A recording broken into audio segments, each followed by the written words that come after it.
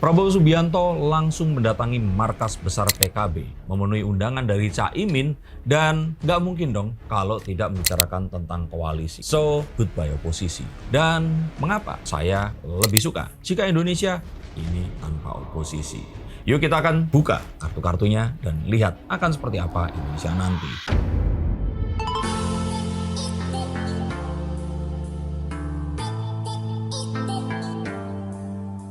Halo Science Seekers, kembali berjumpa bersama saya Denny Darko. Tidak ada yang namanya misteri, yang ada adalah tanda-tanda yang kita semua coba untuk mengerti. Kalian perlu tahu bahwa oposisi biasanya itu muncul dalam bentuk pemerintahan yang parlementer. Sedangkan Indonesia yang presidensial ini tidak mengenal sebuah struktur yang dinamakan dengan oposisi. Oposisi sejatinya sudah dilakukan oleh legislatif, DPR, yang akan disahkan oleh MPR. Maka kalau menurut saya sebenarnya kondisi Indonesia sendiri yang kalau kita kembali mengingat apa yang dipesankan oleh founding father kita, Indonesia yang terdiri dari belasan ribu pulau, ribuan dialek dengan ratusan suku yang berbeda, itu saja sudah cukup oposisi. Jika ternyata kita buat oposisi, maka yang terjadi, Indonesia ini tidak akan pernah membangun, akan muncul selalu ide-ide baru, dan ini semua akan malah jadi kisru. Check and balances itu bisa dilakukan oleh legislatif, dan itu sebenarnya sudah dilakukan selama ini. Maka untuk orang-orang yang takut dan menganggap oposisi itu perlu, itu adalah karena sejak pemilu 2014, 2019, dan pilkada 2017 terbiasa dengan polarisasi yang terjadi dan menganggap jika oposisi itu diperlukan. Saya pikir ini satu pendapat yang sesat, dan seharusnya apa yang harus dilakukan? Ya tentu saja adalah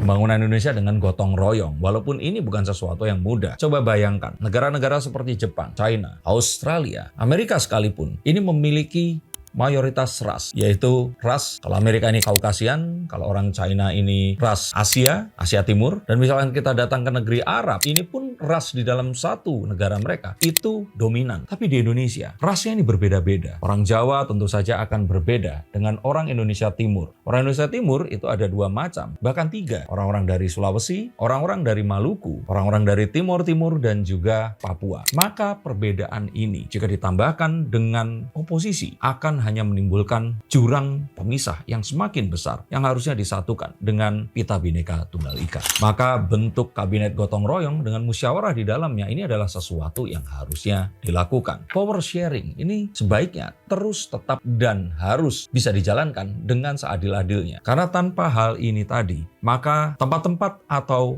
kehidupan yang jauh dari pusat kekuasaan pasti akan merasa dianaktirikan. Padahal mereka sama-sama Indonesia, sama-sama merah putih, sama-sama seorang Garuda. Dan hal ini sesuatu yang mungkin tidak kita pikirkan. Karena kita kembali lagi sudah terbiasa dengan pemikiran polarisasi yang beberapa kali itu selalu tentang agamis dan nasionalis. Bahkan jika mungkin kita bisa mengikuti Singapura yang akan memberikan sebuah perasaan memiliki yang akan lebih besar jika ternyata presidennya ini bisa digilir dari setiap suku bangsa atau provinsi yang ada. Maka pembangunan ini akan bisa lebih merata lagi. Dan jika ini harus dilakukan, maka ini lebih baik daripada harus mengoposisikan Indonesia yang sudah cukup oposisi itu tadi. Apa yang diperlukan tentu saja adalah menyeimbangkan antara kekuasaan oligarki yang merupakan penyedia bahan bakar pemerintahan dengan bisnis yang dimilikinya dengan koalisi partai yang memang memiliki power sharing yang cukup adil. Indonesia memerlukan sebuah pembangunan yang berkelanjutan. Sebenarnya kita tetap melihat hal positif dari Orde Baru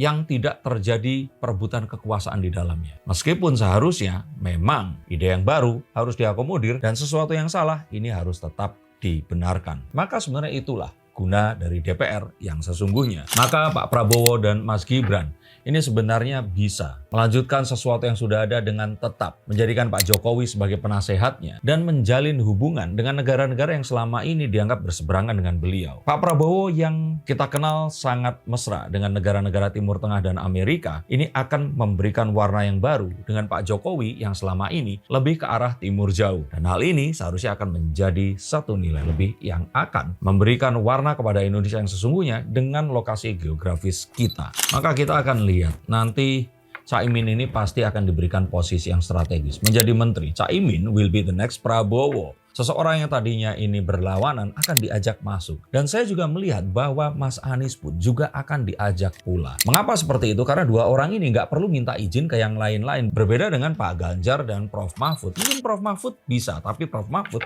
sudah mengatakan bahwa beliau ini tidak ingin. Tapi Pak Prabowo ini akan bisa menjadi seorang magician. Seseorang akan merubah Indonesia dengan cara yang berbeda. Dia akan menjadi the next Jokowi. Jika Jokowi kemarin melakukan reformasi dengan caranya, maka Pak Prabowo di sini seharusnya akan bisa memperkuat itu. Karena saat ini kita mendapatkan keberuntungan memiliki Pak Prabowo, Pak Jokowi, dan Mas Gibran di saat bersamaan, yang mana ini bukanlah sebuah konflik tentang matahari kembar, tetapi Indonesia yang memerlukan orang sebanyak mungkin agar kita bisa menghadapi kekacauan dan kekisruhan geopolitik yang saat ini terjadi. Cukup dengan semua perbedaan dan polarisasi yang pernah ada. Marilah kita bersatu, karena sebagai negara yang berdaulat, yang terletak di posisi yang strategi, dikelilingi oleh negara-negara anggota dari Persemakmuran Inggris, maka tentu saja Indonesia ini akan menimbulkan rasa iri terhadap mereka dan menginginkan hal-hal yang ada di bumi ini bisa diambil dengan mudah jika Indonesia bisa dibuat kisruh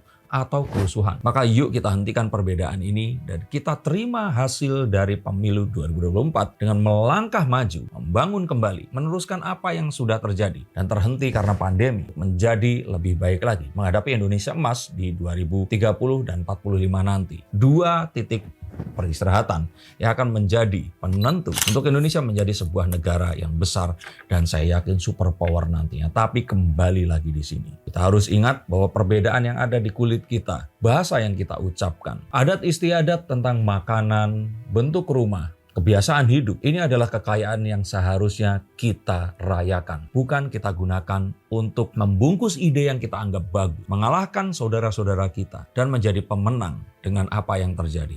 Maka saya lebih setuju jika oposisi ini digantikan dengan gotong royong dan kebersamaan dalam membangun Indonesia dalam 5 tahun dan beberapa puluh tahun ke depan nanti. Bagaimana menurut pendapat kalian? Apakah kalian setuju dengan ini atau masih tetap memilih sistem oposisi yang digunakan dalam bentuk pemerintahan parlementer yang ada di luar negeri sana? Silahkan tulis komentar kalian di bawah sini, dan jika kalian mengikuti konten ini hingga selesai, maka saya pastikan jika channel ini sesuai untuk kalian dan kalian harus subscribe karenanya. Terima kasih, salam untuk keluarga kalian, dan marilah kita sambut pemimpin baru kita, Prabowo Subianto dan Gibran Rakabuming Raka 5 tahun ke depan nanti, dan bersama-sama membangun bersama mereka. Terima kasih dan sampai jumpa.